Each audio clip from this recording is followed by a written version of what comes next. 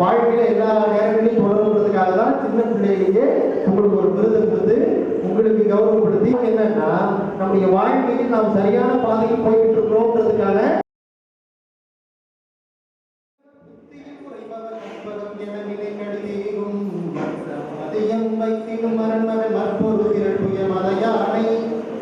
மத்தள மயிரனை புத்தமி முதல்வனை மற்றவள் மலர்கொடு பணிவேணி முத்தமிழ் அடையினை முற்படுதலின் முற்படை எழுதிய முதல் போனே முப்புறம் எரி செய்த அச்சிவன் உரைகள் மற்றது பொடி செய்த அது தீரா அது கொடு சுற்றமணிகளும் அப்புற மதனிடை பமாகி அற்புற மகளிட அச்சீர் முருகனை எங்கன மனவருள் பெருமாளே கைத்தல நிறையடிய போனவள் பொறி கப்பிய கரிமுகனடி வேணி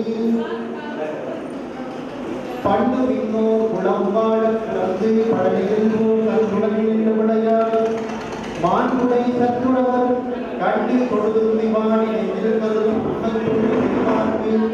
அவன் மேலும் மயிலும் துணை செய்யுமே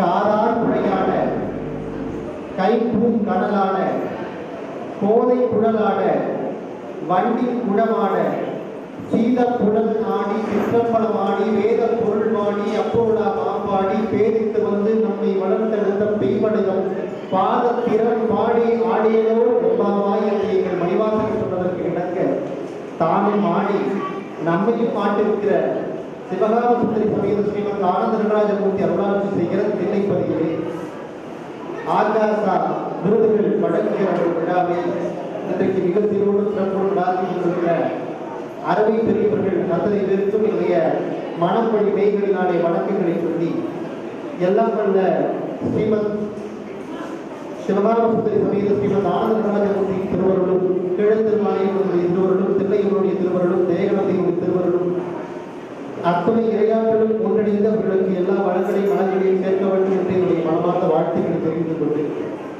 இந்த நிகழ்ச்சியை இன்றைக்கு நிகழ்ச்சியோடு சிறப்பாக நடத்துவதற்கு காரணமாக இருக்கிற ஆகாச மலர்கடை விருது 2024 நிகழ்ச்சியை ஒருங்கிணைத்துக் கொண்டிருக்கக்கூடிய ஸ்ரீ ஸ்ரீ மகாபிரியவா சத்சங்கம் சிதம்பரம், தில்லை நடராஜ பக்தர்கள் பேரவை, ஸ்ரீ தில்லை கோவிந்தராஜன் பக்தர்கள் பேரவை, ஸ்ரீ வித்யா பாலாபீடம் சிதம்பரம், ஸ்ரீ ஸ்ரீ சிதம்பரேஸ்வர சத்சங்கம் சிதம்பரம், ஆகாசா அறக்கட்டளை சிதம்பரம், சிதம்பரம் சுற்றுலா வளர்ச்சி குழுமம், அனுபூதி அறக்கட்டளை, ஆசிரியர்கள் சங்கம் என்று இந்த விழாவை நடத்துவதற்கு காரணமாக இருக்கிற அத்தனை பெருமக்களுக்கும் என்னுடைய மனமொழி கைகளினாலே வணக்கங்களையும் வாழ்த்துக்களையும் தெரிவித்துக் கொண்டு இன்றைக்கு ஆகாசா மலர்கடை விருதை பெற இருக்கிற நாளைய வருங்கால இந்தியாவுடைய தூண்களாக இருக்கக்கூடிய நாளைய இந்தியாவின் பெருமைக்கு காரணமாக இருக்கிற ஒலிம்பிக் போட்டியிலே வெற்றி பெற இருக்கிற இந்தியாவுடைய பல்வேறு துறைகளினுடைய விருதுகளை பெற இருக்கிற இந்தியாவுடைய பத்மஸ்ரீ விருது உள்ளிட்ட அத்தனை பெரிய விருதுகளையும் பெற இருக்கிற இந்தியாவுடைய எதிர்காலங்களாக இருக்கிற மாணவர்கள் அத்தனை பேருடைய வாழ்த்துக்களையும் வணக்கங்களையும் தெரிவித்து சின்ன பிள்ளைகளுக்கு விருது வழங்குகிற விழா. ஏன் பிள்ளைகளுக்கு விருது வழங்கணும்னா, சின்ன பிள்ளைகளுக்கு விருது வழங்கினாதான் அது வாழ்க்கை முழுக்க அவங்க நெஞ்சத்திலே வச்சிருந்து இந்த விருதுக்கு நம்ம தகுதியானவனா மாறணும்னு உழைப்பாங்க. அதுக்காக தான் சின்ன பிள்ளைகளுக்கு விருது வழங்குறது. எனக்கு இந்த குழந்தை என்ன பார்க்குறது, இந்த குழந்தை நம்ம பேசணும்னு அவங்க தனியாக பேசிட்டு இருக்கிறாங்க. இந்த மாதிரி இப்போ அவங்க தெரியாம அவங்களே பேசிட்டு இருக்கிறாங்க. உங்களை தான் பெருமையாக பேசிட்டு இருக்கிறோமா, உங்களை தான் பாராட்டிட்டு இருக்கேன். ஏன்னா அந்த பிள்ளைகளுக்குலாம் சின்ன வயசுலேயே நமக்கு சொல்லிக் கொடுக்குறாங்க. சின்ன வயசுலேயே நமக்கு எல்லா பாடங்களையும் சொல்லிக் கொடுத்துருக்காங்க. பெரியவங்களை பார்த்தா ஏஞ்சி கும்பிடணும், பெரியவங்களை பார்த்தா வணக்கம் சொல்லணும். நான் சின்ன பிள்ளையா இருக்கிற காலத்தில், எங்கள் அப்பா அம்மா சின்ன பிள்ளையா இருக்கிற காலத்தில் வீட்டுக்கு யாராவது பெரியவங்க வந்தாங்கன்னா ஏஞ்சிக்கிட்டு வணக்கம் சொல்லி வாங்க அப்படின்னு சொல்லுவோம். அந்த பழக்கம் தான் இப்போ வரைக்கும் எங்களுக்கு தொடர்ந்துகிட்டு இருக்கு. பெரியவங்க யாராவது வந்தால் ஏஞ்சிக்கிட்டு வாங்க அப்படின்னு சொல்லுவோம். அப்போ இந்த சின்ன பிள்ளைகளுக்கு சின்ன வயசுல சொல்லிக் கொடுக்குற விஷயங்கள்லாம் வாழ்க்கையில எல்லா நேரங்களையும் தொடர்புறதுக்காக தான் சின்ன பிள்ளைகளுக்கு உங்களுக்கு ஒரு விருது கொடுத்து உங்களுக்கு கௌரவப்படுத்தி உங்களுடைய வாழ்க்கையை நீங்கள் வெற்றி பெறுவதற்கு இது அச்சாரமாக வேண்டும்ன்றதுக்காக இந்த ஆகாச விருதுகளை நம்முடைய பெரியவர்கள் இன்றைக்கு சேர்ந்து நடத்தி கொண்டிருக்கிறார். அதை இந்த சிதம்பரத்தில் கொடுக்குறாங்க. அது சிதம்பரத்தில் சிறந்து விளங்கக்கூடிய மாணவர்களாக இருக்கிறவங்களை எல்லாம் சிறப்பிக்கிற வகையில் பார்த்தீங்களா தம்பி மாற்றி அவங்க எனக்கு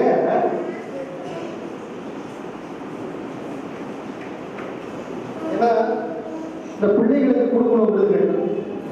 இந்த பிள்ளையிலேயே நீ நல்லா பண்ற அப்படி பாராட்டா என்ன ஆகுது குழந்தைங்களுக்கு ஒரு உத்வேகம் வரும். நான் கிட்டத்தட்ட 22 ஆண்டுகளாக தமிழ்நாடு முழுக்க பல்வேறு பட்டிமன்றங்களில் போய் நடுவராக இருந்து பல தொலைக்காட்சிகளில் நடுவராக இருந்து நிகழ்ச்சிகள்லாம் நடத்திட்டு நீங்கள் யூடியூப்ல போய் பார்த்தீங்கன்னா இலக்கிய விருதுன்னு போட்டால் என்னுடைய பட்டிமன்றங்கள் தான் வரும். அதுக்கு என்ன காரணமாக இருந்தது அப்படின்னா சின்ன பிள்ளையில நான் ஆரம்பிக்கும் போது என்னுடைய தமிழாசிரி அன்பரசின்றவங்க தான் நம்மளோட பேச்சு போட்டி அடைச்சி காமராஜர் பற்றி பேச சொன்னாங்க. அந்த பேச்சு போட்டியில் நான் முதல் பேசுவாங்க. எங்கள் வீட்டில் அவங்களாம் என்னன்னா வழக்கம் போல ஒரு டிஃபன் டப்பா கொடுப்பாங்க. ஃபர்ஸ்ட் ப்ரைஸ் வாங்க டிஃபன் டப்பா, செகண்ட் ப்ரைஸ் வாங்க டப்பரு அப்படிதான் கொடுப்பாங்க. ஆனால் உங்களுக்குலாம் பாருங்க எப்படி அற்புதமான ஒரு ஷீல்டு ரெடி பண்ணி வச்சிருக்கிறாங்க. அதெல்லாம் வாங்கினது வந்து அந்த சின்ன வயசுல நமக்கு ஏற்பட்ட ஒரு ஆர்வம் தான் பிற்காலங்களில் இதை வந்து வாங்கணும் அப்படின்ற மாதிரி எனக்கு எண்ணம்லாம் உங்களெல்லாம் வருவாங்க. அப்படி இந்த சின்ன வயசுலேயே சொல்லி பாராட்டி வளர்க்கறதுல என்ன காரணம்னா நம்ம பெரியவங்க ஆக ஆக ஆக ஆக நம்முடைய திறமைகளெல்லாம் வளர்த்துக்கணுங்கிறதுக்காக. ஏன் திறமைகள்லாம் வளர்க்கணும்? இப்ப இருக்கிற கால சூழல் அப்படி எங்க போனாலும் ஒரே பிரச்சனை. செல்ல எடுத்தீங்கன்னு வைங்களேன், சேட்டன் வந்தல்லே பேட்டத்துள்ள வந்தல்லே வருதா? போன எடுத்தாலே சேட்டன் வந்தல்லே பேட்டத்துள்ள வந்தல்ல எல்லாம் ஆடுறாங்க. அடுத்து திருப்பினா நூக்காவா அழைக்கா நூக்காவா அழைக்கா. அதுக்கப்புறம் திருப்பினா ஓ அதுல பார்த்தவன் உன் கப்பல கேட்டவன் வருது. அப்புறம் தெரியல அப்புறம் டான்ஸ் ஆடுறாங்க எல்லாம் காளி புள்ளிய காளிகள் காளிகள் அப்படி ஆடுறாங்க. அதை விட சின்ன பசங்களாக்க மில்கி பால்ஸ் உருளைக்கிழங்கு செல்ல குட்டி எங்க எங்க போச்சு இந்த தனியா பாடுறாங்க. இந்த பாட்டுப்பா எங்க பார்த்தாலும் செல்போன் வந்த பிறகு என்ன ஆகுது? எல்லாமே விட்டுட்டு உலகத்தை விட்டுட்டு நம்ம உலகத்தை கவனிக்கிறத விட்டு எதை கவனிக்கிறோம்? செல்ல கவனிக்காது. இந்த செல்ல கவனிக்கிறதுனால என்ன ஆகுது? பெரியவங்களா என்ன மரியாதை கொடுத்தா என்ன அப்படின்னு தெரியாது. ஒரு காலத்துல செல்போன் கிடையாது, டிவி கிடையாது, எதுவுமே கிடையாது. வீட்டில் பெரியவங்க சொல்றது கேட்கறது புத்தகத்தை படிக்கிறது அப்படிதான் மாறிடுது. ஆனால் இப்போ பாருங்க 4வது படிக்கிறதுக்குள்ள 5வது படிக்கிறதுக்குள்ள 3வது படிக்கிறதுக்குள்ள எல்லாம் செய்ய வேண்டியது. யூடியூப்ல லைவ் போடணுமா அப்படின்னு யூடியூப்ல லைவ் போடணுமா அப்படின்னு எல்லா வேலையும் தெரியுது. அப்பா உனக்கு தெரியலப்பா உன் கிரெடிட் கார்டை கொடு நான் போடுறேன் அப்படின்னு. எது உன் கிரெடிட் கார்டை கொடு நான் ஸ்வைப் பண்றேன் அப்படின்னு. இப்போ எல்லா விஷயமும் தெரிஞ்சு நிறைய விஷயங்கள். ஒரு காலத்தில் இருந்த மாதிரியான சூழல் இப்ப கிடையாது. ஒரு காலத்தில் இருந்த மாதிரியான ஒரு மனநிலைமை இப்ப கிடையாது. முன்னெல்லாம் வந்து பெரிய மன உளைச்சல் தான் கிடையாது. இப்ப பாத்தீங்கன்னா 10ல் 7 பேருக்கு மன உளைச்சல் சிரமம் ஏற்படுத்தி இருக்கிறோம். 10ல் 7 பேருக்கு மன உளைச்சல் ஏற்படுத்தி இருக்கிறாங்க. என்ன காரணமே தெரிய மாட்டேங்குது. ஒரு அம்மா ரொம்ப வருத்தத்தோடு பாக்கியலட்சுமியை முடிச்சுட்டாங்க அப்படின்னு. யார் பாக்கியலட்சுமி? யார் பாக்கியலட்சுமி புரியலையே. அவங்க மாமனார் எழுந்து உங்களுக்கு தெரியுமா? யார் மாமனார்? பாக்கியலட்சுமி மாமனார். நான் ஏதோ சீரியஸா உண்மையா யார் எழுதுனாருன்னு தெரியும். அவர் இன்னும் கொஞ்ச நாள் வாழ்ந்துருக்கலாம். யாரு? பாக்கியலட்சுமி மாமனார். அவளை திடீர்னு அனுப்பிச்சாங்க. என்னன்னா சீரியல் அப்படி இருக்கு வாழ்க்கை. எதுக்குதான் மாம்பழத்துக்கு ஆகுதுன்னு தெரிய மாட்டேங்குது. எல்லாரும் பத்தி யோசிச்சு இப்ப சின்ன பசங்களா சொல்லுது. சின்ன பசங்களா சொல்லுது ஒரே பயன் பிரச்சனை இருக்கு. எது எல்கேஜி படிக்கிறதுல என்னடா அவளுக்கு பிரச்சனை? சரிப்பட்டு வர என்ன சரிப்பட்டு வரல? அவன் சரிப்பட்டு வர மாட்டாங்க. யாரா சரிப்பட்டு வர மாட்டாங்க? என் ஃப்ரெண்டு தான் பப்ஜியில் விளையாடாதனால என்னை அடிக்காதனால அடிக்கிறான். ஏன்டா அடித்தான் என்கிட்ட சொல்றான். நான் போய் கேட்கறேன்டா. இல்லை அவன் வீட்டில் இருந்துட்டு என்னை அடிக்காதன்னா ஒடியாது வெட்டுறான். ஒடியாது எப்படி நான் வெட்டுறாங்கன்னா தெரியலாம் அப்படிங்கிறான். நேரில் ஒன்றும் சண்டை கிடையாதான். போன்ல அவர் வீட்டில் இருந்து இவர் அடிக்கிறாரா இல்லை இவர் வீட்டில் இருந்து அவர் அடிக்கிறாரா? அப்ப எதுக்குதான் மைண்ட் ப்ரெஷர் ஆகுதுன்னு தெரிய மாட்டேங்குது. ஒருத்தர் ஒரு குதிரையை வாங்கலாம், ஏன்னா நம்ம எப்படி இருக்கிறோம் தெரியாம இருக்கிறோம். ஒரு வாழ்க்கை எப்படி இருக்குன்னா நமக்கு தெரியாமலே ப்ரெஷர் ஏறிட்டே இருக்கு. அந்த நேரத்தில் நம்ம என்ன பண்றோம்னு தெரியாமலே பண்ணிட்டு இருக்கோம். ஒரு ஆபீஸ்ல ஒரு லெட்டர் இருக்கு, கிராண்ட் வாஸ் எக்ஸ்பயர்ட் அப்படின்னு நம்ம பாட்டி இருந்தாங்க. நம்ம என்ன பண்றோம், நேரம் கொண்டு போய் லெட்டரை கொண்டு போய் மேனேஜர் பார்த்து கொடுக்கலான்னு போயிருக்கோம். மேனேஜர் காணும். சரி மேனேஜர் இல்லையாச்சு, மேனேஜர் டேபிள் வச்சுருவோம், டேபிள் வச்சுட்டு போயிட்டான். பாட்டி இருந்தாங்க. மேனேஜர் போன மேனேஜர் திரும்ப வந்துருக்கிறாரு. டேபிளில் பார்த்தா கிராண்ட் வாஸ் எக்ஸ்பயர்ட் போடுறது. ஐயோ நம்மளுக்கு இருக்கிறது நல்ல பாட்டியாச்சு, நல்ல பாட்டி போயிட்டாங்களே அப்படின்ட்டு இவனும் கிளம்பி ரயில்வே ஸ்டேஷன் போயிருக்காங்க. ஒழுங்குலாம் பாட்டி போகுது இல்லை, அவரும் ரயில்வே ஸ்டேஷன் நிற்கிறாரு, இவரும் ரயில்வே ஸ்டேஷன் வராங்க. கேட்டா உனக்கு ஆஃபீஸ் கேட்டா கேட்கிற அப்படிங்க. இல்லைங்க எங்க பாட்டி இருந்தாங்க, பாட்டி அந்த செய்ய ஒரு டேபிள் வச்சுட்டு வந்தா நீங்க பார்க்கலையா அப்படிங்க. அப்ப அந்த மேனேஜர் சொன்னாரு, ஓஹோ டேபிள் இருந்தது உங்களோடதா, நான் எனக்கு வந்ததுன்னு நினைச்சேன். அப்ப கூட ஆட்டோ வரும்போது யோசிச்சு பார்த்தேன், நம்ம பாட்டி தான் இறந்து 2 வருஷம் ஆகுது, நம்ம கேமரா தந்தை கொஞ்சம் பாட்டி யோசிச்சு பார்த்தேன் அப்படின்னு அவர் சொல்லிட்டே வந்தான். அப்படி நம்ம என்ன நடக்குது ஏது நடக்குதுன்னு தெரியாமலே வாழ்க்கையை ஓடிட்டு. அப்ப அதுல இருந்து நம்ம காப்பாற்றுறதுக்கு தான் இந்த கலை வடிவங்களை நம்முடைய பெரியவர்கள் சமைத்து இருக்கிறார். பாத்தீங்கன்னா கல்வி, கல்வியிலிருந்து அறிவு, அறிவிலிருந்து இலக்கியம், இலக்கியத்திலிருந்து கலை, கலையிலிருந்து வாழ்க்கை, இப்படிதான் அமைப்பு. இந்த கல்விங்கிறது என்னன்னா, எனக்கு முன்னாடி யாரோ ஒருத்தர் தெரிஞ்சு வச்சிருக்கிறாங்க ஒரு விஷயத்த, அதை எனக்கு சொல்லிக் கொடுக்கறது கல்வி. இந்த கல்வியிலிருந்து எனக்கு என்ன கிடைக்குதுன்னா அறிவுன்னு ஒன்று கிடைக்குது. இதுல இருந்து நான் என்ன படிக்கிறேன், இலக்கியம்னு ஒன்று பிடிச்சிக்கிறேன். அந்த இலக்கியம் என்ன பண்ணுது, எனக்கு கலைகளை சொல்லிக் கொடுக்குது.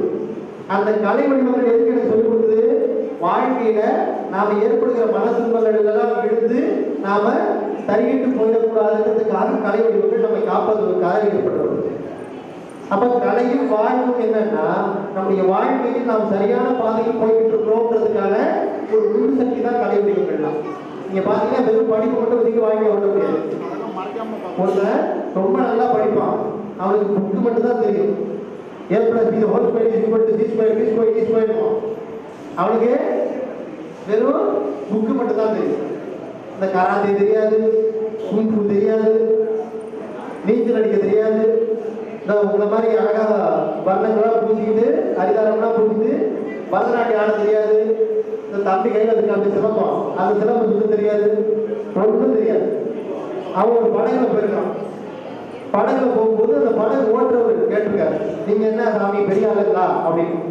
ஆமா நான் பெரிய ஆள் தான், எல்லா புத்தகத்தையும் படிச்சிருக்கிறேன், எல்லா புக்கையும் நான் படிச்சிருக்கிறேன், எனக்கு தெரியாத ஒன்றும் கிடையாது அப்படின்னு எல்லாத்தையும் சொல்லிட்டே வந்துருக்கிறாரு. உனக்கு திருக்குறள் தெரியுமான்னு இருக்காரு, தெரியாதுன்னு இருக்கான். வாழ்க்கையில பாதி பகுதியை வேஸ்ட் பண்ணிட்டீங்க அப்படின்னு இருக்காரு. உங்களுக்கு அந்த புத்தகம் தெரியுமா, இந்த புத்தகம் தெரியுமா அப்படின்னு கேட்டுட்டே வந்துருக்கிறாரு. படகுல ஒரு ஓட்ட விழுந்து, படகுல ஒரு ஓட்ட விழுந்து. இவன் கேட்டான், அந்த படகு ஓட்டுறவன் கேட்டான், சாமி எல்லாம் படிச்சிருக்கீங்களே, உங்களுக்கு நீந்த தெரியுமா? எனக்கு நீந்த தெரியாது, நான் திருக்குறள் படிக்கல, அதை படிக்கல, இதை படிக்கல, எனக்கு வாழ்க்கையில அதை பத்தி இதை பத்தி நீங்க இப்போ உங்களுக்கு நீச்சல் அடிக்க தெரியல, படகுல ஓட்ட விழுந்து போச்சு, உங்களுக்கு வாழ்க்கையே போச்சு அப்படின்னு. அப்ப ஏதாவது ஒரு விஷயத்த படிப்பை தாண்டி நம்ம தெரிஞ்சுக்கணுன்றதுக்காக தான் நம்ம பெரியவர்கள்லாம் இந்த கலை வடிவங்களே உருவாக்கி இருக்கிறாங்க. தமிழ்ல முத்தமிழ் அப்படின்னு சொல்லுவோம் இல்லையா, என்னது பரவாயில்லையே, இந்த பிள்ளைகள்லாம் கரெக்டா சொல்லுது, கைது எல்லாம். திருக்குறள் தெரியுமா உங்களுக்கு? தெரியுமா? Very good very good. அகர முதல்ல அற்புதம் தான், அற்புதம். இப்படி ஒரு அற்புதத்தை உலகத்தை பார்க்க முடியாது. பாரதியார் தெரியுமா உங்களுக்கு? தலைவாரி பூச்சிவிடி உன்னை பாடசாலைக்கு போய் என்று சொன்னால் உன் அன்னை, மலைவாழை அல்லவா கல்வி, நீ வாயார் உள்ளவாய் போய் என்று கல்வி. இது யார் எழுதுறது தெரியுமா? பாரதியார் எழுதுறது. பரவாயில்ல, இது யார் எழுதுனாலும் சொல்றீங்களே. நான் மெட்ராஸ்ல ஒரு பெரிய கல்லூரி, அந்த கல்லூரியில போயிட்டு கேட்டேன், மலைவாழை அல்லவா கல்வி அப்படின்னு எல்லாம் அப்படின்றத பதிலே வரல. நீ வாயார உள்ளவாய் போய் புதல்வி, பதிலே வரல. தலைவாரி பூச்சுடி உன்னை அப்படின்னா கீழே இருக்கு. பாடசாலைக்கு போய் என்று சொன்னாலும் உடனே வரவே வரல. எனக்கு ரொம்ப பயமாயிருச்சு. நீங்களாவது இந்த பாட்டை எழுதுறது யாரு கேட்டா பாரதின்னு சொல்றீங்க. அந்த ஊருக்கு நான் பாரதினா தெரியுமா உங்களுக்கு? நல்லா தெரியுமே அப்படின்னா. புதிய பாரதியா பழைய பாரதியா கேட்டான். யாரா புதிய பாரதி, யாரா பழைய பாரதி? புதிய பாரதி கொஞ்சம் சரியில்லை, பழைய பாரதி டாக்டர் கண்ணம்மாவோட புருஷன். சந்தேகப்பட்டு 2 பேரும் பிரிச்சுட்டாங்க. பாரதியாருங்கிறவரு கண்ணம்மாவை கல்யாணம் பண்ணியிருந்தாரா, அவர் டாக்டரா, அவர் 2 பேரும் சந்தேகப்பட்டு பிரிச்சுட்டாங்க. இப்போ பாரதியாருடைய நிலைமை பாருங்க. பரவாயில்ல, நீங்க பாரதின்னு சொல்றீங்க, இதெல்லாம் எதுக்கு சொல்றோம்? இதெல்லாம் நீங்க தெரிஞ்சுக்கிட்டு வாழ்க்கையில முன்னேறுவதற்கு இந்த கலை வடிவங்களெல்லாம் நீங்க தெரிஞ்சு வருவதற்காக சொல்றது. இந்த முத்தமிழ் சொல்லுங்க, என்னென்ன சொல்லுங்க? நாடகம். நான் இன்னைக்கு சொல்றேன், தமிழ்ல 3 தமிழ் மரபு கிடையாது, 5 தமிழ் மரபு உள்ளது. என்னது? 5 தமிழ் மரபு. இதுக்கு பேர் ஐந்தமிழ் மரபுன்னு பேரு. நம்முடைய தமிழுக்கு நம்முடைய கலை வடிவங்களுக்கு 3 தமிழ் கிடையாது, 5 தமிழ். நம்ம எல்லாருக்கும் தெரியாது இயல், இசை, நாடகம். கட்டிடம், சிற்பம் அப்படின்னு 2 கலைகள். கட்டிடம், சிற்பம். இனிமேட்டு யாராவது கேட்டா சொல்லுங்க, தமிழ்ல முத்தமிழ் மட்டும் கிடையாது, உங்களுக்கு 5 தமிழ் மரபு ஒரு மரபு இருக்கு உங்களுக்கு அப்படின்னு சொல்லுங்க. அந்த சிற்பம், கட்டிடம் 2 இருக்கு. சிற்பங்கள்லாம் என்னது? சிற்பம்னா அது ஒரு இதுங்க, நல்லா இருக்குங்க, உங்களுக்குள்ள பேசிக்கிறீங்க. சிற்பம்னா என்னது? கல்லிலேயும் செய்யறது, மரத்திலேயும் செய்யறது. மரத்திலேயும் சிற்பம் செய்வது தெரியுமா? கல்லிலேயும் செய்யற சிற்பம், மரத்திலேயும் செய்யற சிற்பம், இரும்புலேயும் செய்யறது சிற்பம், மற்ற திரவியங்களிலும் செய்யக்கூடிய சிற்பங்கள்ல கிட்டத்தட்ட 5 வகையான சிற்ப முறைகள்லாம் இருக்கு நம்மள்கிட்ட. அதுக்கப்புறம் கட்டடம். கட்டடம்னா என்னது? வீடு கட்டுறது, கோயில் கட்டுறது, அப்புறம் அறச்சாலைகள் வைக்கிறது. இது எல்லாமே நம்மளுக்கு மரபா இருக்கு. எதுல? தமிழ் மரபா இருக்கு. அதனாலதான் நம்முடைய தமிழை ஐந்தமிழ் மரபுன்னு சொல்லியிருக்கிறாங்க. நாலடியாரும் ஒரு புத்தகம் இருக்கு, திருக்கடிகளுக்கு ஒரு புத்தகம் இருக்கு. செருக்கினால் வாழும் சிறியானை, பைத்து அன்புள் விளைப்பவரும் ஆய்வுடையை, நல்லோருக்கு வைத்த அறப்பொருள் கொண்டானை, இம்மூவர் கைத்து முன்னால் கட்டளித்தார் அப்படின்னு ஒரு பாட்டு. இதுக்கு பேர் என்னது? திருக்கடிகள் ஒரு புத்தகம். அந்த புத்தகத்தில் வர பாட்டு. இதுல என்ன சொல்றாங்கன்னா, செருக்கினால் வாழும் சிறியானை, செருக்கினால் ஒருத்தர் வாழ்றானா, நான் தான் இதெல்லாம் செஞ்சேன், என்னாலதான் இதெல்லாம் முடிஞ்சது அப்படின்னு ஒருத்தர் சொல்றானா. அவன் வீட்டுல போய் என்ன பண்ணக்கூடாதா? சாப்பிடக்கூடாதான். ஏன் சாப்பிடக்கூடாதுன்னா, அவன் வீட்டுல ஒரு வாட்டி சாப்பிட்டா நம்ம வாழ்க்கை மட்டும் சொல்லி காட்டலாம், எங்க வீட்டுல தான் சாப்பிட்டாரு, எங்க வீட்டுல தான் சாப்பிட்டாரு அப்படின்னு சொல்லிட்டே இருப்பான். பைத்து அன்புள் விளைப்பவரும் ஆய்வுடையும், சிரிச்சு சிரிச்சே காரியத்தை சாதிக்கக்கூடிய பெண்ணா இருக்கிறான், அவள்கிட்ட போய் சாப்பிடக்கூடாதான். அதுக்கப்புறம் அவங்க சொல்றாரு, பைத்து அன்புள் விளைப்பவரும் ஆய்வுடையும், நல்லோருக்கு வைத்த அறப்புறம் உண்டாகும். நல்லோருக்கு வைத்த அறப்புறம்னா என்னன்னா, அவங்க அப்பாவும் தாத்தாவும் பாட்டியும் ஒரு அறச்சாலை ஒன்று வச்சிருக்கிறாங்க. என்னது? அறச்சாலை ஒன்று வச்சிருக்கிறாங்க. அந்த அறச்சாலைய காசு செலவாகுதுன்னு அந்த பையன் என்ன பண்றானா, தடுத்து நிறுத்துறான். இந்த வீட்டில் மட்டும், அதாவது அறச்சாலைன்னா ஒரு ஸ்கூல் நடத்துறான், அப்படின்னா ஒரு அன்னச்சாலை வச்சு நடத்துறான், வர்றவங்களுக்கு சாப்பாடு போடுறான், ஒரு கட்டடம் கட்டி அதை வர்றவங்களுக்கு சாப்பாடு போடுறான், இந்த வேலையை செய்யறான். அவன் போயிட்டு இதுக்கு செலவு பண்றாங்க நம்ம வீட்டுல, நம்ம இந்த செலவை மிச்சப்படுத்துவோன்னு அந்த நல்ல செயல்களை நிறுத்திட்டான்னு வச்சுங்களேன், அவன் வீட்டுல போய் சாப்பிடக்கூடாது, அவன் எவ்வளவு பெரிய பாவி, அவருக்கு போய் சாப்பிடக்கூடாது அப்படின்னு திருவடிக்கப்படுது. அப்படின்னா என்ன அர்த்தம்? கட்டடங்களை கட்டி அந்த கட்டடங்கள்ல அறிவை சொல்லி தரணும், உணவை கொடுக்கணும் அப்படிங்கிற வழக்கம் வைக்கிறது இருக்கு நம்முடைய மூதாதையர்களுடைய வாழ்க்கையில இருக்கு. அதனால சொன்ன ஐந்தமிழ் மரபு, சிறப்பம், கட்டிடம் அப்படிங்கிறது. இன்னொரு சிறப்பு என்ன தெரியுமா? நம்ம உலகத்திலேயே எல்லாரும் பார்த்து வியக்கிற தஞ்சாவூர் பெரிய கோயில். அந்த இடம் எது பக்கத்துல இருக்கு? ஒரு தண்ணீர் ஓட ஓடிக்கிட்டு இருக்கு, அதுக்கு பக்கத்துல இருக்கு. இந்த தமிழர்களுடைய மரபு பார்த்தீங்கன்னா, ஒரு நிலத்தை தேடி அந்த நிலம் சரியான நிலமான்னு தேர்ந்தெடுப்பாங்க. எப்படின்னா, கணித தீபிகை கணித திபாகரம் அப்படின்ற புத்தகம் இருக்கு. அந்த கணித தீபிகை கணித திபாகரன்ற புத்தகத்துல எப்படி எல்லாம் நம்ம ஒரு கட்டடம் செய்யறதுக்கு மண்ணை தேர்ந்தெடுப்பாங்க அப்படின்றதுக்கு ஒரு முறை சொல்லியிருக்கிறாங்க. கொஞ்சம் கவனி பார்த்தோம்னா, ரைட்டு, அப்புறம் பேசிப்போம். வீட்டை போய் அந்த எப்படி வீட்டை கட்டணும், எப்படி கட்டடத்தை கட்டணும் அப்படின்றதுக்கு ஒரு முறை இருக்கு. இதை கொஞ்சம் கேட்கலாம், கொஞ்சம் இன்ட்ரெஸ்டிங்காக தான் இருக்குது. ஒரு மண்ணை தோண்டி அந்த மண்ணை தோண்டி எடுத்த மண்ணை திரும்ப அந்த மண்ணை தோண்டின இடத்துக்குள்ளே போட்டு அந்த இடம் சமமா இருந்துச்சுன்னா அந்த இடத்துக்கு பேரு மத்திமம் அப்படின்னு பேரு. இடத்துல இருந்து தோண்டி எடுத்த மண்ணை திரும்ப அதே இடத்துல கொட்டி நிரப்புனா என்ன ஆகுது, அப்படியே அதே அளவுக்கு நிற்குதான். குழியாகவும் இல்லை மேடாகவும் இல்லாம அப்படியே நிற்குதான். அதுக்கு பேரு மத்திமம்னு பேரும். அதே இடத்துல வேற ஒரு இடத்துல மண்ணை தோண்டி ஒரு குழியிலேருந்து மண்ணை எடுத்து அந்த குழியிலேருந்து எடுத்த மண்ணை திரும்ப அதே குழியில போட்டு அந்த மண்ணு குழியா போயிருக்கு அப்படின்னா அந்த இடத்துக்கு பேரு அதமமான நிலம் அப்படின்னு பேரு. என்னன்னா அதமமான நிலம்னு பேரு. அதை கட்டக்கூடாத இடம். ஒரு இடத்துல குழி தோண்டி அந்த குழியிலேருந்து எடுத்த மண்ணை திரும்ப அதே குழியில போட்டு ரொப்பும் போது மேடா வந்துச்சுன்னா உத்தமமான நிலம்னு பேரு. உத்தமம், மத்தியமம், அதமம். என்னன்னா குழியை தோண்டி எடுத்த மண்ணை திரும்ப அதிலே போட்டு ரொப்பி வச்சா அப்படி சமமா இருக்குன்னா அந்த இடம் கட்டலாம், கட்டாம போகலாம் கட்டடத்தை. அதுவே இடத்துல தோண்டி அதே மண்ணை திரும்ப அதிலே கொட்டி இடம் குழியா இருக்குன்னா அதுல என்ன பண்ணக்கூடாது, கட்டடத்தை கட்டக்கூடாது. இந்த விளம்பரம் ஒன்று வருது பார்த்தீங்களா, சிமெண்ட் விளம்பரம், நம்பி கட்டுங்க, ஒரு டேபிள் வச்சு அழுத்தினா டேபிள் உள்ள போயிடும், இந்த இடத்துல கட்டுவாங்க இடத்த அப்படின்னு ஒரு விளம்பரம் பார்த்துருக்கீங்களா? அப்ப அந்த இடத்துல என்ன ஆகும், மண்ணு சரிசமமா இல்லை அப்படின்னு அர்த்தம். இடம் குழியா இருந்துச்சுன்னா அதமமான நிலம். அதே இடத்துல இருக்கிற மண்ணை தோண்டி திரும்ப அதே இடத்துல போட்டு ரொம்பச்சுன்னா என்ன அர்த்தம், மண்ணெல்லாம் நல்லா அடர்த்தியா இருக்கு அப்படின்னு அர்த்தம். அந்த இடத்துல கட்டடத்தை கட்டலாம் அப்படின்னு இடத்தை தேர்வு செஞ்சு கட்டடத்தை கட்டிருக்கிறார். யாரு, நம்முடைய மூதாதையர். இடத்தை தேர்வு செய்யறதுல எவ்வளவு பெரிய முறைகள் இருக்கு பாருங்க. அதுக்கப்புறம் ஒரு இடத்துடைய கட்டடத்தோட அமைப்பு எப்படி இருக்கணும்னா முழைக்கோள் அப்படின்னு ஒரு கோள். இப்போ ஒரு அடி ஸ்கேல் 2 அடி ஸ்கேல் வச்சிருக்கோம் இல்லையா, அங்க அப்போ காலத்துல அந்த காலத்துல எப்படின்னா முழைக்கோள் அப்படின்னு ஒரு பயன்படுத்துக்கிறாங்க. அந்த முழைக்கோள் எப்படி இருக்குன்னா ஒரு ஸ்கேல் அளவுக்கு இருக்குன்னு வச்சுங்களேன். அந்த முழைக்கோள்ல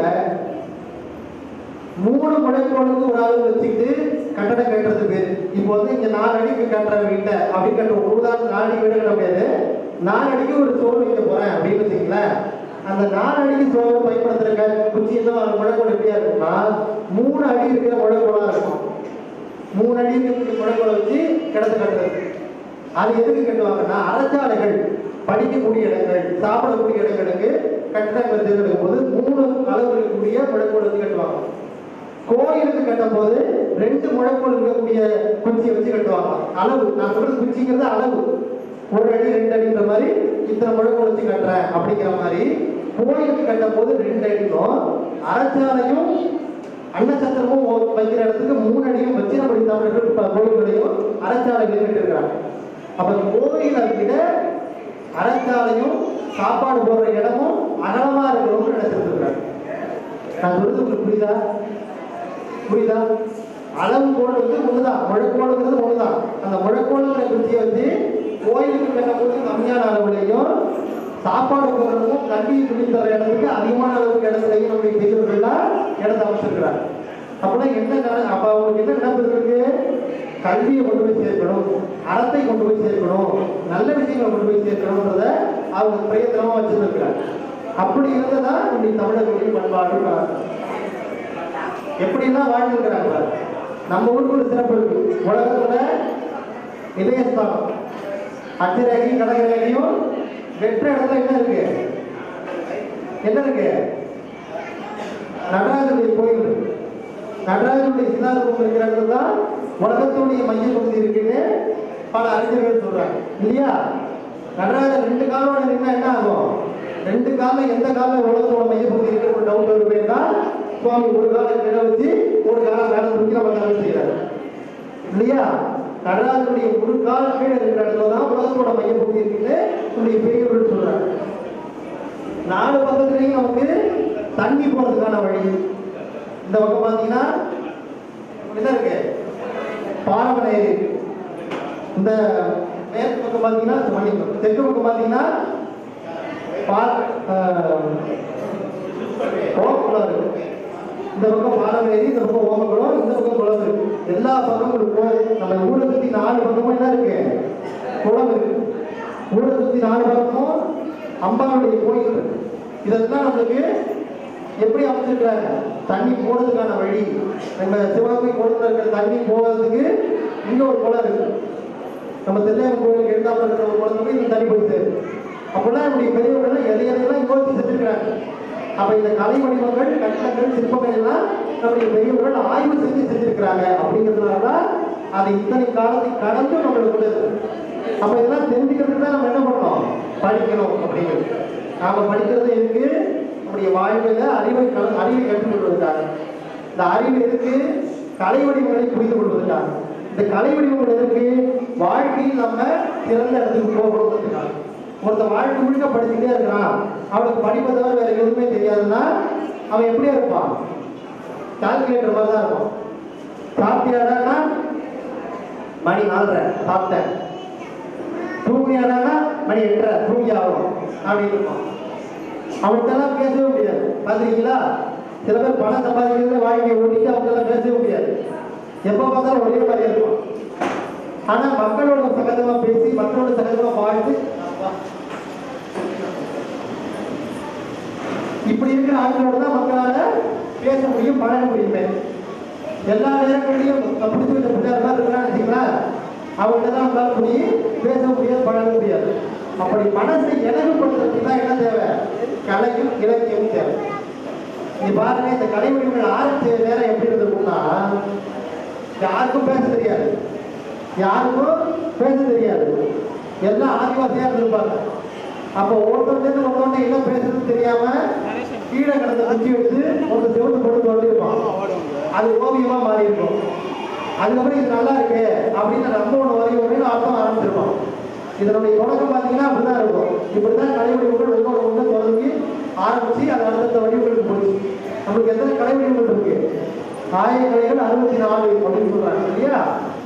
என்னென்ன இருக்கு, ஏகப்பட்டது இருக்கு. பரதநாட்டியம் இருக்கு, அதுக்கப்புறம் கூடு விட்டு கூடு பாய்வது இருக்கு, அதுக்கப்புறம் பூ பிடித்தது இருக்கு, கோலம் போடுறது இருக்கு, எவ்வளவு கலை வடிவங்கள் இருக்கு. பார்த்தீங்கன்னா உலகத்துல நாகரிகம் தோற்றுவதற்கு முன்பாகவே கலை வடிவங்கள் தோன்றி அதில் வெற்றி பெற்றவர்களாகவும் தமிழர்கள் வாழ்ந்திருக்கிறார். நான் ஏற்கனவே சொன்ன மாதிரி ஐந்தமிழ் மரபு, இயல், இசை, நாடகம், கட்டிடம், சிற்பம் இல்லையா.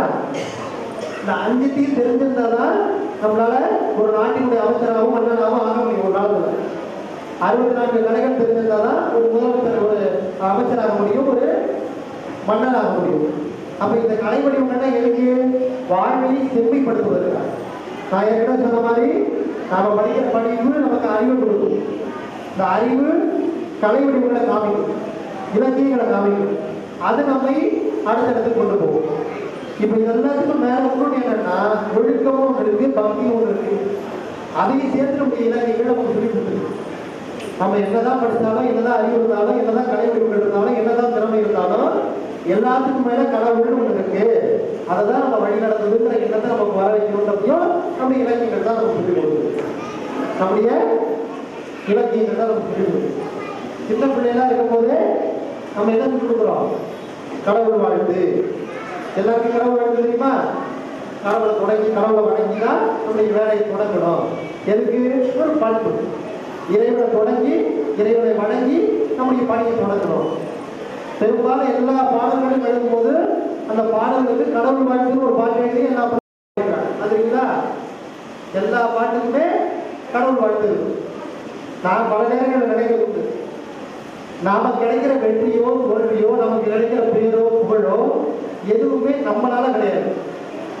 அதை நல்லா புரிஞ்சுக்கணும்.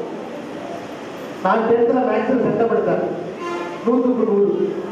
திரும்பி பார்த்தா நமக்கு ஒரு விழா நடத்துவாங்க, பார்த்தா யார் நடந்தது என்னடா கஷ்டப்பட்டு 4 நாள் எழுதி படித்தோமே, விருது பிறகு தான் படித்தோமே, 100க்கு 100 வாங்கினோமே, திரும்பி பார்க்குறேன் யாரும் விழா நடத்தவே இல்லை. சரி பரவாயில்ல, 12th ஏதாவது பண்ணுவோம் அப்படின்னு பார்த்தா 12ஆவதுலையும் 200 நான் அம்படுத்துல. சரி அப்பயே திரும்பி பார்ப்போம், நம்மளுக்கு யாராவது ஒரு விழா நடத்துவாங்கன்னு பார்த்தா அப்பயும் யாரும் நடத்தவே இல்லை. என்ன நமக்கு என்ன பண்ணா நடத்த மாட்டாங்க நமக்கு கேட்டு. என்னென்னமோ படித்த தமிழ்நாடு முழுக்க பல ஊர்களுக்கு போயிருக்க, வெளிநாடுகள் போய் படித்து கொண்டு வந்திருக்கேன், இங்கே பண்ணி கொண்டு வந்திருக்கேன். ஆனா எனக்கு எவ்வளவோ நான் எதிர்பார்த்தும் கிடைக்காத விஷயம், நேற்று ஐயா போன் பண்ணி நாளைக்கு நீங்க பேசணும் அப்படின்னு சொல்லி சொன்னாங்க. எனக்கு தெரியாது, நாளைக்கு பேசுறேன்னா வரேன் நினைச்சு நானும் வரேன். இன்னைக்கு காலையில் தான் பார்க்குறேன் ஐயா எனக்கு ஒரு சிறப்பு செய்கிறேன்னு சொல்லிட்டு எனக்கு ஒரு வாட்ஸ்அப் தகவல் வந்து அப்பதான் பார்த்து தான் எனக்கு மகன் தெரிஞ்சுது. நம்ம நினைக்கிறோம், நம்ம இப்போ கிடைக்கணும், அப்போ கிடைக்கணும், இப்போ கிடைக்கணும், இதை செய்யணும், அதை செய்யணும். நமக்கு எப்ப எதை எங்க கொடுக்கணும்ன்றத பார்க்க மொத்த காலத்துக்கு இருக்கிறார் பாருங்க, இவருக்கு தான் தெரியும்.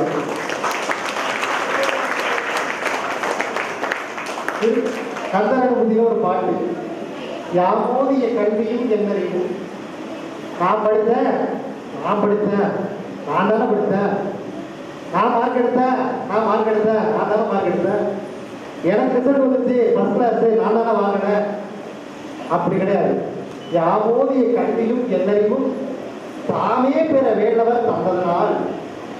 முருகப்பெருமான் தேடி வந்து ஒன்று கொடுக்குறான், வச்சுக்கோ ஒரு மார்க் வச்சுக்கன்னு பீக் போறான். அது தெரியாம இது என்னோட மார்க்கு அப்படின்னு நான் பெருமைப்படுத்தினேன். யாமோதிய கல்வியும் என்னறிவும் தாமே பெற வேண்டவர் தந்ததனால் அப்படின்னு கந்தரகோதி பாடுகிறார் நம்முடைய அழகனார்.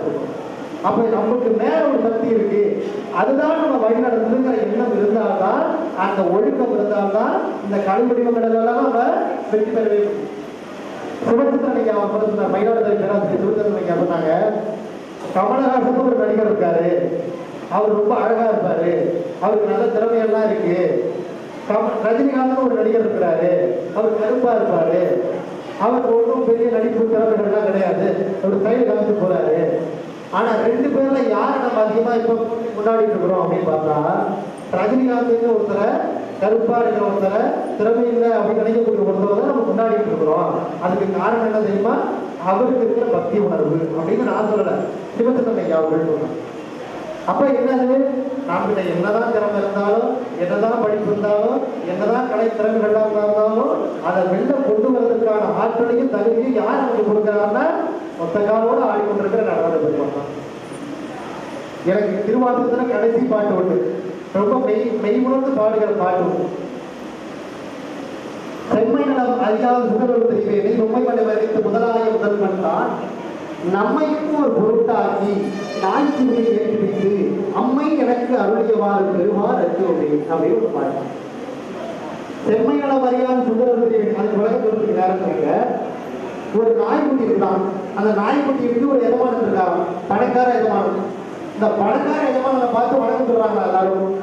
இந்த பணக்கார எஜமானனுக்கு அந்த நாய்க்குட்டி மேல ரொம்ப பிரியம். அதனால ஒரு பல்லக்கு மேல ஏற்றி வச்சு அந்த நாய்க்குட்டி ஏறி உட்கார வச்சு கூட்டு வரான்.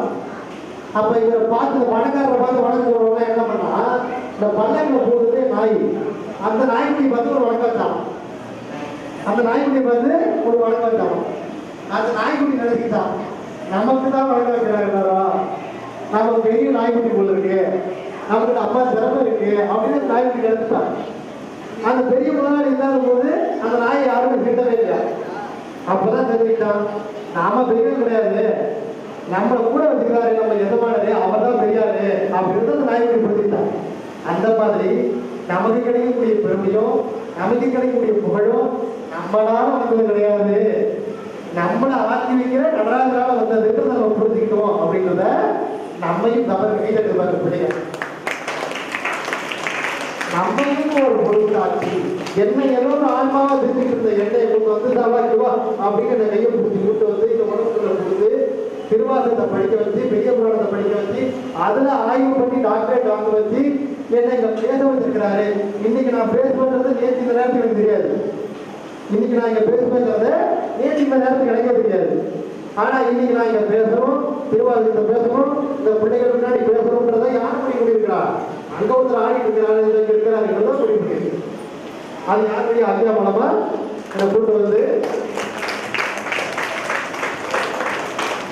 எல்லையிலே ஆளுகிற நடராஜ பெருமான் அருணாச்சலம் ஐயா மூலமாக எனக்கு சொல்லி செய்தி சொல்லி அழைச்சிருக்கிறாருன்னு சொன்னா அது நம்முடைய செயலே கிடையாது.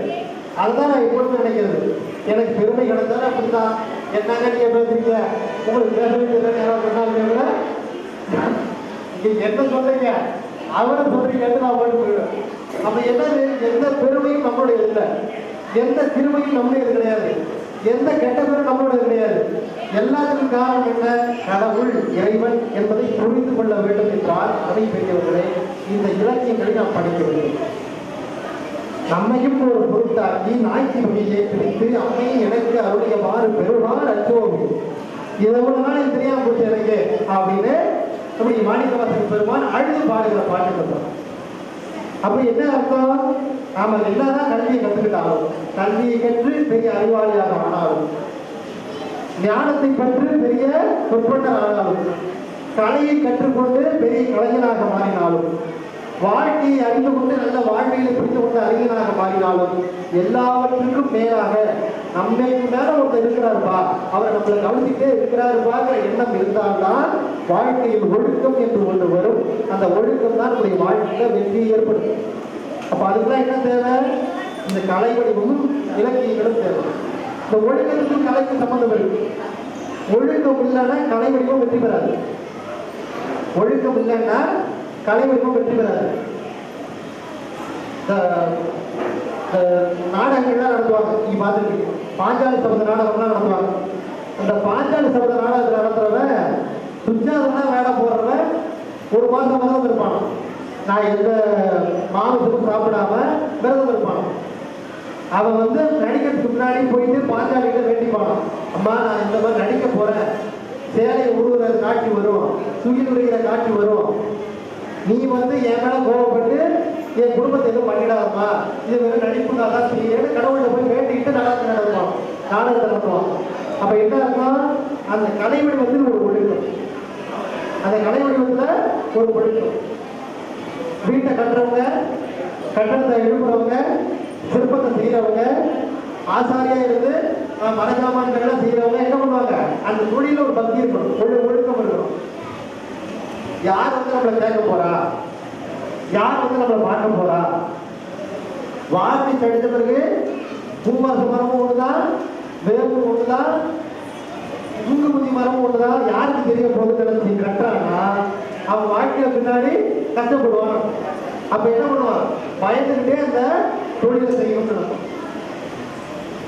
நமக்கு யார் கண்டுபிடிக்க போறா, யார் செய்ய போறா, யார் நம்ம பார்க்க போறாங்க எண்ணம் இருக்கா, என்ன ஆகும்? அந்த கலை வடிவம் வெற்றி பெறாது. சமையல் கலை இருக்கா? சாப்பாடு போடுறது நல்ல சமைச்சு போட்டாதான் அடுத்த வாட்டி அவன் வேலைக்கு போடுவான். யார் கவனிக்க போறா? நெய் போட்டாலும் ஒரே மாதிரிதான் தெரிய போகுது, டால்டா ஊற்றினாலும் ஒரே மாதிரிதான் தெரிய போகுது. நம்மளை யார் கவனிக்க போறா? நெய் டப்பா எடுத்து வச்சுட்டு டால்டா டப்பா ஊற்றுனா என்ன ஆகுது? அன்னைக்கு ஒன்றும் தெரியாது, அடுத்த நாள் வயிற்று வலி ஏற்பட்டு இவனை கூட்டு வந்தது தப்பு அப்படிங்கிற மாதிரியான எண்ணம் ஏற்படுத்துறது என்ன ஆகும்? அவனுடைய கலைவடிவம் அவன் கொண்டு போவான். அப்ப என்னது? ஒரு ஒழுக்கம் இருந்தால்தான் அந்த கலை வடிவம் வெற்றி பெறும். அந்த ஒழுக்கம் இருந்தால்தான் என்ன பண்ணும்? இந்த கலை வடிவம் வெற்றி பெறும். அந்த ஒழுக்கத்தை நம்ம எப்படி கடைபிடிக்கணும்? நம் உயிருக்கு மேலாக கடைபிடிக்கணும். ஒழுக்கம் உயிரினும் என்னது? அம்மா சொல்லிட்டாங்க, நீங்க சொல்லுங்க. மோகப்படும். ஒழுக்கம் உயிரினும் மோகப்படும். இது எதனா? இதுதான் உயர்வானது. இதுக்கு மேல ஒன்று இருக்குதான். என்னது? ஒழுக்கம் ஒன்று இருக்குதான். நம்முடைய பெரியவர்கள் சொல்லி வச்சிருக்கிறாங்க, ஈன்றால் பசி காண்பால் ஆயும், ஈன்றால் பசி காண்பால் ஆயும் செய்ய இருக்க என்னது? அது சிறப்பு இல்லைங்க. ஈன்றால் பசி காண்பால் ஆயும் செய்ய இருக்க சான்றோர் பழிக்கும் வினை. என்னது? சான்றோர் பழிக்கும் வினை. அம்மா பசிக்குதுன்றாங்க, வறுமையில் இருக்கிறாங்க, சாப்பிட்றதுக்கு வெளியில போய் திருட்டா பண்ண போய் திருட்டா அப்பா கொண்டு வந்து சாப்பாடை கொடுத்துடலாம், இல்லை ஹோட்டல்ல யாருக்கும் தெரியாம பில்லு போடும்போது தூக்கி விட்டா சாப்பாடு கொடுத்துடலாம் அப்படின்னு ஒருத்தர் நினைக்கிறாங்க. அது அவ்வளவு பெரிய தப்பா. அம்மா பசியோட கிடந்தாலுமே கூட சான்றோர்கள் படிக்கிற செயலை நான் செய்ய மாட்டேன்னு இருப்பான். அதுதான் ஒழுக்கம். என்றால் பசிக்கார்பால் ஆயினும் செய்ய சான்றோர் படிக்கும் விடை. அப்ப என்ன இருக்குது? என்ன பெரிய துன்பம் ஏற்பட்டாலும், எவ்வளவு பெரிய இழுக்கு ஏற்பட்டாலும், எவ்வளவு பெரிய தடை ஏற்பட்டாலும், தான் செய்கிற செயலையும் ஒழுக்கம் இல்லாமல் செய்தால் அதிலிருந்து வெற்றி பெறலாம்னு எண்ணம் வந்தாலுமே கூட ஒழுக்கத்தை தவற விடாமல் நாம் செயல்படுத்தால்தான் நமக்கு வெற்றிகள் கிடைக்கும் பெறுகிறது. இப்ப ஒரு பிள்ளை ஒலிம்பிக்ல ஒரு பிள்ளை கலந்துச்சு இல்லையா? ஒலிம்பிக் போட்டியில இந்த பிள்ளை பேர் என்ன? ஐயோ கேட்டுருக்கீங்க. ஒரு 100 கிராம் ஏறினதுனால என்னாச்சு? பேர் தெரியலையா? டீச்சர் தான் இருக்காங்களா? அவங்கள கேட்போமா? அவங்கள மாட்டிடுவோமா? கேளுங்க, டீச்சரை கேளுங்க. ஒலிம்பிக் போட்டியில 100 கிராம் எக்ஸ்ட்ரா இருந்ததுனால தகுதி நீக்கம் செய்யப்பட்ட ஒரு பேர் மாட்டினாங்க, டீச்சர்லாம் மாட்டினாங்க. சரி, ரைட், இருக்கட்டும். அதை நீங்கள் கூகுளில் சர்ச் பண்ணி தெரிஞ்சுக்கணும். சரியா? அந்த பேர் என்னன்னு வீட்டில் போய் கூகுளில் சர்ச் பண்ணி தெரிஞ்சுக்கணும். இப்போ என்ன அது 100 கிராம் எக்ஸ்ட்ரா ஆகிடுச்சா ஆகுது? வெறும் 100 கிராம் தான். நீ பார்த்தீங்கன்னா காபி தூள் பாக்கெட் வாங்கிட்டு வந்தீங்கன்னா 100 கிராம் தான் இருக்கும். ஆனால் இது வந்து என்ன ஆகுது? என்ன ஒரு போட்டியில் கலந்து கொள்ள முடியாமல் தடுத்து போச்சு. வெறும் 100 கிராம் தான். அந்த 100 கிராம் வந்து என்னோட உடம்புல சேர்த்து போச்சுக்கிறதுனால என்ன ஆகுது? என்னால் போட்டியிலே கலந்துக்க முடியல. அப்போ என்ன ஆகணும்? நம்ம ஒரு வேலைக்கு வந்துட்டோம்னா அந்த வேலை முடிகிற வரைக்கும் அதுக்காக முழுமையாக தன்னை உட்படுத்திக்கிட்டு ஒழுக்கமாக அது நடந்து வெற்றி பெற வரைக்கும் தியாகம் செஞ்சு வேள்வி நடந்தாதான் நம்ம செய்கிற வேலையில வெற்றி பெறணும். இல்லையா? யாரும் ஒருத்தங்க கைதட்டாங்க பாரு, அவங்க ஒருத்தருக்கு நன்றி. அப்ப என்னது? நம்ம எவ்வளவு முயற்சி பண்ணாலும் இந்த கடைசி நேரத்தில் வந்து நம்மளால ஒன்றும் பண்ண முடியல, ஒன்றும் பண்ண முடியல. நீங்க வந்து படிக்கிறீங்க இல்லையா? வெறும் படிப்பு மட்டும் வாழ்க்கை கிடையாது. அதை போல நினைச்சு அதுக்காக தான் தலைப்பே கொடுத்தாரு. வெறும் படிப்பு மட்டும் தான் வாழ்க்கையை நினைச்சிக்காதீங்க. 10th மார்க் எடுக்கிறோம், 12th மார்க் எடுக்கிறோம், நீட் படிக்கிறோம், ஜெய் படிக்கிறோம், அதோட அதுக்கப்புறம் வேலைக்கு போயிடுறோம், அதுக்கப்புறம் குடும்பம் பற்றி மறந்து போயிடுறோம் எல்லாத்தையும். அப்ப போனாலும் எங்க போனாலும் உங்களுடைய கலைமொழி உங்களை விட்டுடவே கூடாதுன்றதுக்காக தான் இவ்வளவு பேசிட்டு இருக்கிறாங்க. நீங்க படிக்கிற படிப்பு உங்களுக்கு வேலை கொடுக்கும், அறிவு கொடுக்கும். ஆனா உங்களுக்கு இன்பம் கொடுக்கக்கூடியது எதுன்னா நீங்க கத்துக்கிற கலைவடிவங்கள் தான் உங்களுக்கு இன்பத்தையும் கொடுக்கும். அப்ப எல்லாத்துக்கும் என்ன பண்ணணும்? அந்த ஒழுக்கத்தோட கத்துக்கணும். இப்ப நம்மளுக்கு சில பேருக்கு சிலம்பம் கத்துக்க பிடிக்கும், சில பேருக்கு பாட்டு பாட பிடிக்கும், சில பேருக்கு டான்ஸ் ஆடுறது பிடிக்கும். இதெல்லாமே எதுக்கு? சுவாமியா நமக்கு கொடுத்துருக்கிற வாய்ப்பு, கடவுளா நமக்கு கொடுத்துருக்கிற வாய்ப்பு. அவருக்கு பிடிச்ச மாதிரி இருந்தா அவர் அனுப்பும் போதே இந்த திறமையை நமக்கு சேர்த்து வச்சுதான் அனுப்புறாரு. இந்த பையனுக்கு நல்லா ஓவியம் வரைய தெரியும், போ அப்படி. இந்த பையனுக்கு நிறைய டான்ஸ் ஆட தெரியும், போ போய் டான்ஸ் ஆடு அப்படின்னு நமக்கு போகும்போது என்ன பண்றாரு? அந்த சிப்பை சொருவி தான் நமக்கு அனுப்புறாரு. இந்த ரோபோ படத்துல சிப்பை சொருவி அனுப்புற மாதிரி இந்த டான்ஸ் சிப்பை சொருவி அனுப்புறாரு, இந்த பாட்டு பாடுற சிப்பை சொருவி நம்ம அனுப்புறாரு. அப்ப அதெல்லாம் நம்ம என்ன பண்ணிக்கணும்? புரிஞ்சுக்கணும். அப்துல் கலாம் அங்கீத்திர கீழே ஒரு புத்தகம் எழுதிருக்காரு தெரியுமா? தெரியுமா? தெரியுமா தெரியாதா? தெரியும். அதுல உள்வள திறமைகள் அப்படின்னு எழுதிக்கிறார்.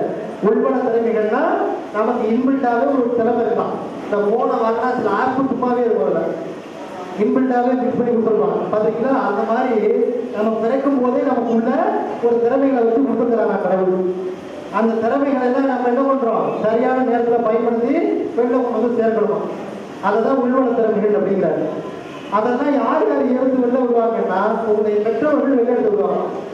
நம்ம பையன் இந்த திறமை இருக்கு சார், என் பையன் செம்மையா ஆடுவான் சார், மைக்கேல் ஜாக்சன் போக்குற அளவுக்கு ஆடுவான் சார், அப்பா அம்மா சொல்லுவாங்க. ஆசிரியர்கள் இருக்கிறாங்க, அவங்க தான் எடுத்து காட்டுவாங்க. எனக்குள்ள பேச்சு திறமை இருக்குன்றதே என்னுடைய தமிழாசிரியர் அம்பரசியமா தான் என்னை வெளில எடுத்து. அப்புறம் டீச்சர்ஸ் எடுத்து கொடுப்பாங்க, சமூகம் எடுத்து கொடுக்கும். இப்படி இந்த உங்கள்கிட்ட இருக்கிற திறமைகளை தான் உங்க கூட இருக்கிற யாராவது ஒருத்தவங்க எடுத்து வெளில காட்டுவாங்க. படிப்பையும் பிடிச்சிக்கிட்டு இந்த திறமைகளையும் பிடிச்சிக்கிட்டு வாழ்க்கையில நடந்தீங்கன்னா உங்க வாழ்க்கையில வெற்றி மேல வெற்றி உங்களுக்கு கிடைச்சிட்டே இருக்கும். வெற்றி மேல வெற்றி கிடைச்சிட்டே இருக்கும். இந்த இலக்கியங்கள்லாம் எதுக்கு? இதெல்லாம் நமக்கு எதுக்கு அப்படின்னா வாழ்க்கையை உயர்ந்த வாழ்க்கையாக வாழ்வதற்கு தான் நம்முடைய பெரியவர்கள் இதெல்லாம் கொடுக்குறாங்க. உயர்ந்த வாழ்க்கையா வாழணுன்றதுக்காக தான் நம்முடைய பெரியவர்கள் இதெல்லாம் கொடுத்துருக்கிறாங்க. நாம பாடுற திருப்புகளும் நாம பார்க்கிற கந்தரன் புதியும் நம்முடைய ரத்த அழுத்தங்களை சீராக்குது. இந்த திருப்புகளையும் திருவாசகத்தையும் படித்தா பிளட் பிரஷர் சீராகுதுன்னு நம்ம கண்டுபிடிக்கல, ஏன் பல்கலைக்கழகத்தில் இருக்கிற பேராசிரியர்கள் கண்டுபிடிச்சிருக்கிறாங்க. கந்தரனுடைய பாடினா ரத்த அழுத்தம் சீராகுது, திருப்புகள் பாடினா ரத்த அழுத்தம் சீராகுதுன்னு நாம சொல்லல, வெளிநாட்டு அறிஞர்கள் எல்லாம் கண்டுபிடிச்சிருக்கிறாங்க. ராபர்ட் பைன்ஸ்டரோட அறிஞர் 2 முறை நோபல் பரிசு வாங்கினவர். அவர் சொல்றாரு, திருக்குறள் மாதிரியான ஒரு செவ்வியல் இலக்கியம், திருக்குறளுக்கு முன்பும் கிடையாது, திருக்குறளுக்கு பின்பும் கிடையாது, இது ஒரு வரலாற்று பெட்டகம்னு நாம சொல்ல, ராபர்ட் பைன்ஸ்டர் பிரெஞ்சு ஆங்கில அறிஞர் சொல்றாரு. யானையை பிடிக்கிறதுக்கு 3 வகையான முறை இருக்கு. திருக்குறளுக்கான சிறப்பு சொல்றேன். யானையை பிடிக்கிறதுக்கு ஒரு 3 வகையான முறை இருக்கு. என்ன முறைனா, இலை குழி தோண்டி குழி மேல இலை தலையும் போட்டுட்டு யானை குங்குன்னு உடனே விழுந்துடும். பார்த்துருக்கீங்களா? பார்த்துருக்கீங்களா? பார்த்துருக்கீங்களா? அந்த விழுந்த யானைய அலைக்கா தூக்குவாங்க. அதுக்கு பேர் முதல் முறை. அலைக்கா தூக்க முடியுமா யானைய? 2 ஜேசிபி வச்சு தூக்கினாலும் ஜேசிபி கவுத்துக்கும். அப்போ அந்த முறை ரொம்ப கஷ்டமான முறையில அதை விட்டுட்டாங்க. 2வது ஒரு முறை கண்டுபிடிச்சாங்க. அது என்னன்னா, ஒரு ஆண் யானையும் பெண் யானையும் ஒன்றா இருக்கிற நேரத்தில் யானை வந்து பெரிய பிடிச்சிடலாம் அப்படின்னு ஒரு முறையை கண்டுபிடிச்சாங்க. அந்த நேரத்தில் யானையை பிடிச்சா யானைக்கு மதம் பிடிக்கும் அப்படின்னு அந்த முறையை விட்டுட்டாங்க. இப்போ 2001 வாக்கில் ஒரு முறை கண்டுபிடிச்சாங்க. இதான் நீங்கள் கவனிக்க வேண்டிய இடம். 2001 வாக்கில் ஒரு முறை கண்டுபிடிச்சாங்க. அது என்னன்னா, ஒரு யானைக்கு மதம் பிடிக்கிறதுனா மதம் பிடிக்கிறதுக்கு முன்னாடி இந்த காதுக்கும் கண்ணுக்கும் நடுவில் ஒரு துவாரம் இருக்குமா? கவனிக்கிறீங்களா? எங்க இருக்கு? காதுக்கும் கண்ணுக்கு நடுவில் ஒரு துவாரம் இருக்கு. அந்த துவாரத்துல மத நீர் அப்படின்னு ஒரு நீர் பிறகுமா? என்ன நீர்? மத நீர். அந்த மத நீர் சுரந்துச்சு என்ன ஆகும்னா, கொஞ்ச நேரத்துல யானைக்கு மதம் பிடிக்கும். மத நீர் சுரக்க ஆரம்பிச்சுங்களா, யானைக்கு மதம் பிடிக்க ஆரம்பிச்சிருக்கும். இந்த மத நீரோட வாடை என்னவாகும்னா, மனுஷனுக்குலாம் புரியாது. மனுஷனுக்கு இந்த வாடை தெரியாம காட்டுக்குள்ள 100 கிலோமீட்டர் கந்தாண்ட இருக்கிற யானைக்கும் இந்த வாடை போய் கேட்குமா? இந்த வாடை போய் பட்டு அங்க ஒரு யானைக்கு மதம் பிடிக்க போதா, வாடா வாடாட்டு எல்லா யானையும் பயந்து போய் அந்த மதம் பிடிக்க போற யானைக்கு பின்னாடி விட்டுருவான். மதம் பிடிதா? மதம் பிடிக்க போற யானையோட பின்னாடி போய் மற்ற யானைகள்லாம் பயந்து வந்து நின்றோம். எந்த இடத்துல? அந்த மதநீர் வாடையை பார்த்து பயந்து கொண்டு நின்றோம். அப்படி மதநீர் வடிக்கக்கூடிய ஒரு யானையை கொண்டு போய் காட்டில் விட்டுட்டா, காட்டில் இருக்கிற மற்ற யானைகள்லாம் ஒரே இடத்துல வந்து கூடிடும். அப்போ கூடி நிற்கிற இடத்துல எல்லா யானையும் பிடிச்சிட்டு வரலாம் அப்படின்னு 2001 வாக்கில் வெளிநாட்டு அறிஞர்கள் கண்டுபிடிச்சிருக்கிறாங்க. பாராட்ட வேண்டிய விஷயம் தானே இது? பாராட்ட வேண்டிய விஷயம் தானே? ஆனா இந்த விஷயத்தை 2030 வருஷத்துக்கு முன்னாடி திருவள்ளுவர் கண்டுபிடிச்சிருக்கிறார். வினை செயல் வகைன்னு ஒரு அதிகாரம். அந்த அதிகாரத்துல வினையாக்கி கோளல் நனிகமுள் யானையால் யானையார் தருது. வினையாக்கி கோளல் என்னன்னா, ஒரு வேலை செய்யும் போது அதோடு இருக்கிற மற்ற வேலைகளையும் சேர்த்து செஞ்சுக்கணுமா? எப்படின்னா, நனி கவுள் யானையால் யானையார் தருது. கவுள் வாடை வருகிற யானையுடைய மதநீரை கொண்டு மற்ற யானைகளை கட்டுப்படுத்துவது போல அப்படின்னு ஒரு உதாரணத்தின் மூலமா 2001 கண்டுபிடித்த ஒரு அறிவியல் உண்மையை, அறிவியல் செயல்பாட்டை 2020 வருஷத்துக்கு முன்னாடியே திருவள்ளுவர் கண்டுபிடிச்சிருக்காருன்னு சொன்னால், நம்முடைய பெரியவர்கள் எவ்வளவு அறிவில் சிறந்தவர்களாக இருக்கிறார்கள். வினையாக்கி, இந்த குரலை ஞாபகம் வச்சுங்க. வினையாக்கி கோளல் நனி கவுள் யானையால் யானையாகிறது. அப்ப எவ்வளவு பெரிய அறிவாளிகளாக நம்முடைய பெரியவர்கள் இருக்கிறாங்க. எவ்வளவு பெரிய விஷயங்களை எல்லாம் சின்ன சின்ன நுணுக்கங்களாக நம்முடைய பெரியவர்கள் நமக்கு சமைத்து கொடுத்துருக்கிறாங்க. இலக்கியமாகட்டும், கலை வடிவமாகட்டும், கட்டிடங்களாகட்டும், சிற்பங்களாகட்டும், எல்லா வகைகளிலுமே நம்முடைய தமிழர்கள் நமக்கு சிறப்பை தந்திருக்கிறார்கள் என்று சொன்னால், அப்பேற்பட்ட சிறப்பை நம்ம கையில் பிடிக்கிட்டு நம்முடைய வாழ்க்கையை நடத்தணும். ஏன்னா பல நேரங்களில் நமக்கு என்ன பண்றதுன்னே தெரிய மாட்டேங்குது. இந்த மாதிரி இவ்வளவு பேர் அரங்க நேரத்தை நிரப்பி இருக்கிறாங்க. இவ்வளவு பேர் ஸ்கூலெல்லாம் விட்டுட்டு, டியூஷனை விட்டுட்டு, டிவியை விட்டுட்டு, போனை விட்டுட்டு இவ்வளவு தூரம் வந்திருக்கிறாங்க. ஏன்னா ஒரு பரபரப்பான வாழ்க்கையில உங்களுடைய வாழ்க்கை ஓடிட்டு, பஸ்ல ஏறினா போதும், எங்க போறோம்னு தெரிய மாட்டேங்குது. டிவியை தொடர்ந்தா என்ன பார்க்கறோம்னு தெரிய மாட்டேங்குது. செல்ல தோணுனா என்ன பண்றோம்னு தெரிய மாட்டேங்குது. அப்படிப்பட்ட ஒரு சூழல்ல இந்த இலக்கியங்களையும் கலை வடிவங்களையும் கையிலே பிடித்துக் கொண்டால் நமக்கு கிடைக்கிற அறிவு, நமக்கு கிடைக்கிற ஞானம், நமக்கு கிடைக்கிற பலம் எல்லாம் நம்மோடு தங்கி நிற்கும் என்பதனாலே எல்லாத்துக்கும் என்னென்ன ஒரு விளக்கம் வந்து சொல்லிடுறாங்க. கல்வி அப்படின்னா ஏற்கனவே நம்முடைய பெரியவர்கள் செய்து வைத்திருப்பதை நமக்கு தருவது.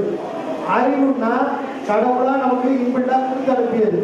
இந்த கல்வியும் அறிவும் சேர்ந்துச்சுன்னா பேரறிவு என்கிற ஞானம் நமக்கு கிடைக்கும். இந்த பேரறிவு என்கிற ஞானம் கிடைச்சா இலக்கியம் என்பதை புரிந்து கொள்ள முடியும். இந்த இலக்கியங்களை புரிஞ்சுக்கிட்டால் கலை வடிவங்களை நம்மால் புரிந்து கொள்ள முடியும். கலை வடிவங்களை புரிந்து கொண்டால் நம் வாழ்க்கையில் ஏற்படுகிற சிக்கலில் இருந்து நம்முடைய வாழ்க்கையை இன்பகரமாக நம்மால் மாற்ற முடியும்.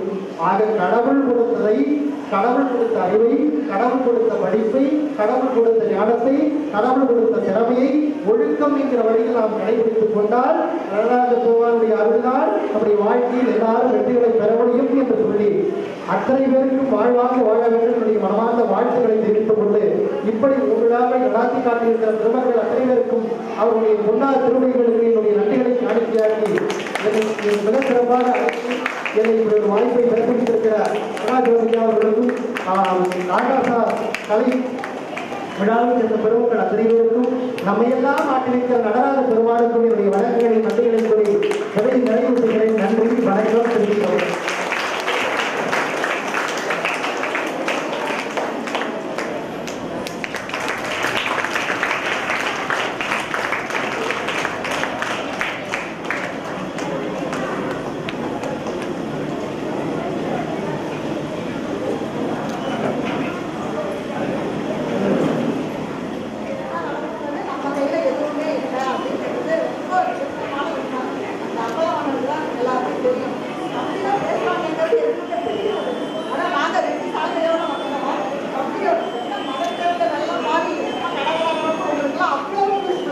எவ்வளவு திருக்குறள் சீரகத்தில் சொல்றது வீடு கட்டணும் என்ன தெரியாம எப்படி வீடு கட்டி கொடுக்குற போறேன் எவ்வளோ நிறைய விஷயங்கள்லாம் சொல்லியிருக்காங்க.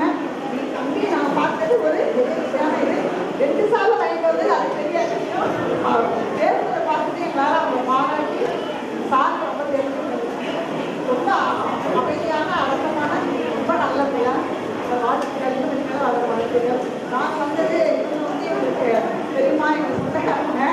இவங்க சொன்ன மாதிரி எந்த ஒரு விஷயத்தையும் குறிக்கோளை எடுத்தோம்னா அந்த குறிக்கோளை வந்து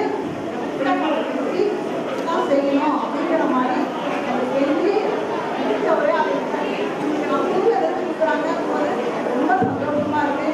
ரொம்ப விஷயம் பாராட்டி அவங்க தனியாக இருந்து இவங்க சொல்லிட்டாங்க.